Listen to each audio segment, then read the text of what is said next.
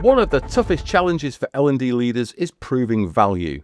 Too often the focus narrows to ROI calculations or post-course surveys that fail to tell us how learning really makes a difference. So what does meaningful evaluation look like today?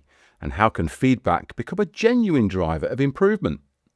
To explore, I'm joined by Chris Wigglesworth, CEO of Coursecheck, a learning evaluation provider. Chris, a very warm welcome. Many L&D leaders feel pressure to demonstrate return on investment as the main success measure, yet you believe ROI might be the wrong focus. Why so, and what alternatives can L&D teams prioritise to show real impact? Rob, it's a great question and great to be here talking to you. So it's a really good point. So taking a step back, why evaluate training in the first place? And most people would say logically, in order to see whether the training was effective. No problem with that at all. But how do we make the training better? And the problem with just having this obsession with measuring ROI is that, if your ROI looks good, then everybody thinks fine, although there's a question mark about what does good look like, and that's probably another conversation. But what if it's not so good? What if it's below expectation? Just measuring that alone just does nothing to help us actually improve it. So alongside measuring outcomes, we need to be equally focused on measuring things that potentially will impact the outcome. And if we don't do that, then we're kind of wasting our time in a sense. But a bigger part of this question is, you mentioned it in your introduction, proving the value. There's a sort of feeling in L&D that we need to prove it. And I feel it's a sort of almost unspoken insecurity in a lot of L&D departments I talk to. They feel that their job's on the line. I'm exaggerating a bit, but it's sort of, how can we prove the value of our existence? You don't get that in, for example, say a marketing department. Of course they want to improve their campaigns. They'll measure different impacts, but nobody's questioning whether we need the marketing. And with training, I just feel that it's particularly difficult because, of course, the outcome of training is so much about more than the training courses. And, it's what happened after the course is equally important. And so the whole organization really needs to get behind it in order to get, to own that ROI piece. I think there's a bit of a disconnect, Rob. I see a lot of talk on LinkedIn from L&D consultants and practitioners about this, focus on, we've got to measure the impact. I was sitting down with the head of L&D at a global law firm not long ago, and I asked the question, how do you measure the effectiveness of your learning programs? And she sort of sighed and said, and this is a quote, "Did they show up?" And I sort of sympathize. It's really tough in the corporate world at the coalface to actually put measurement in place, good measurement in place. If that's all they could come up with is did they show up, surely if they were able to measure impact, more would show up in the first place. Well, it doesn't necessarily mean the training is not having impact. They would have to gather that feedback from the people concerned, but that doesn't necessarily going to make them more likely to show up in the first place. It's more just because they're busy. They think, well, I'd love to come, but I can't make it today. It's a culture of the organization affects so much rather than L&D on its own. This program is brought to you by Mass Marketing, fueling the future of L&D.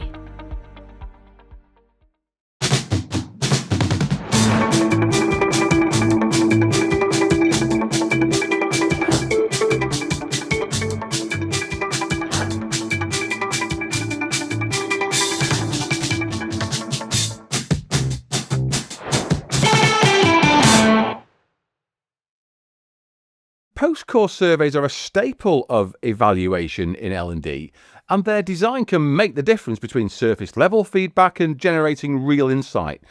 What pitfalls do you see in survey design, and how might they be improved to drive impact? Yes, it's a big subject, Rob. Books have been written about survey form design. It's actually harder than it sounds, but the good news is actually, with a bit of thought, there is some low-hanging fruit, and you really can get good value from post-course evaluation feedback forms. That we all heard the terms happy sheets, smile sheets. The fact is they're alive and well. People still use them, and they've got themselves a bad name. But actually, if you get the right questions, it can make a big difference. And when I say the right questions, for example, I'm not a fan of star ratings and Likert scales and to what extent did you agree, disagree. These are very subjective questions. What you're looking for from your feedback forms is what I would call actionable insights. What can we learn from the data that will allow us to say, we need to change that, or we need to do this. And for that, you really need multiple choice questions. And, they take a bit more thought, but actually, get those right and you can get some great data to work with. Let's come on to feedback culture. And feedback requests are all around us. I expect there's some research on how many times a day we get asked. A lot, I think.